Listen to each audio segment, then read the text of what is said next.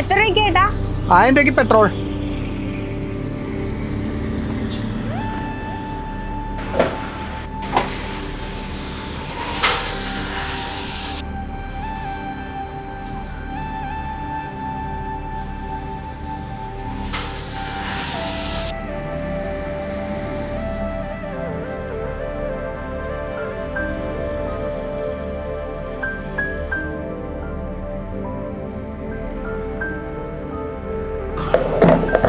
സാറേ ക്യാഷ് ആണോ?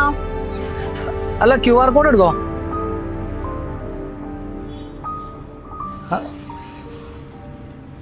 സൗമ്യല്ലേ?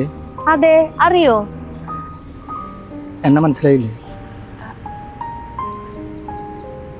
സൺലൈറ്റിനല്ലേ? അതെ.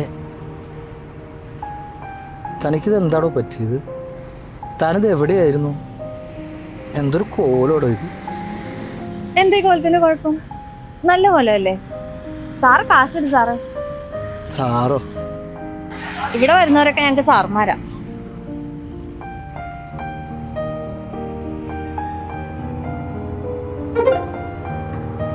അതെ, എനിക്കൊന്ന് എയർ ചെക്ക് ചെയ്യണം. അങ്ങോട്ട് നീക്കിട്ടോ, ഞാൻ വരാം.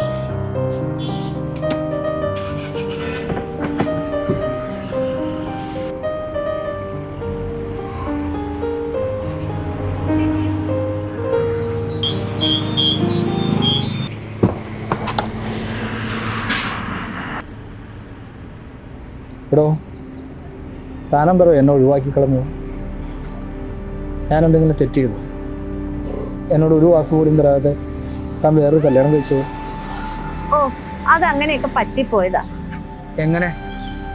സനലിനെ കല്യാണം കഴിച്ചാൽ കെട്ടി തുങ്ങുന്നും പറഞ്ഞ അച്ഛൻ ഒറ്റ നിപ്പ്. ഞാനെങ്ങാൻ വേറെ കല്യാണം കഴിച്ചില്ലായിരുന്നെങ്കിൽ അച്ഛൻ അപ്പ പാരച്യൂട്ടിൽ ഇറങ്ങിയാനെ. സനലേട്ടന്റെ കാര്യോ? 3-4 വർഷം നിരാശാകാമുകനായിട്ട് നടന്നു. പിന്നെ ഇപ്പൊ കുട്ടികളായി, ഭാര്യയ്ക്ക് ജോലിയുണ്ട്, എന്നേക്കാൾ ശമ്പളമുള്ള ജോലി. ഭർത്താവ് പുള്ളി പൊളിയല്ലേ, അടിച്ചടിച്ച് ലിവറൊക്കെ പോയി. മാറ്റി വെച്ചില്ലെങ്കിൽ ആള് പോക്ക. ഞാൻ കൊടുക്കാന്ന് പറഞ്ഞതാ, പക്ഷെ അതിനുവേണ്ടി എന്റെ ലിവർ ടെസ്റ്റ് ചെയ്തപ്പോ എനിക്ക് അതിനും വലിയ അസുഖമാണെന്ന്. ഇപ്പൊ 2 പേർക്കും മരുന്ന് മേടിക്കണം.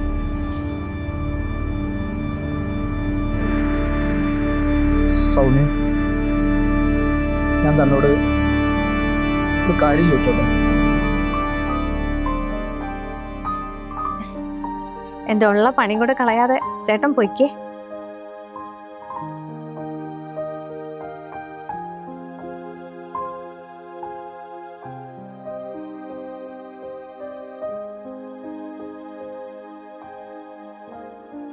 അതെ, പോവാണോ?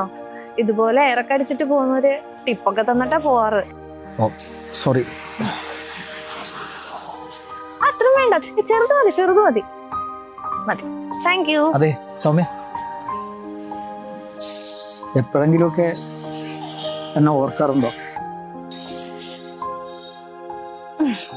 ടൈം ഇല്ല ചേട്ടാ, തിരക്കല്ലേ. ജീവിതത്തിൽ വേറെ എന്തെല്ലാം കാര്യങ്ങൾ നടക്കണോ, അതിനിടയില് ചേട്ടൻ പൊക്കോ.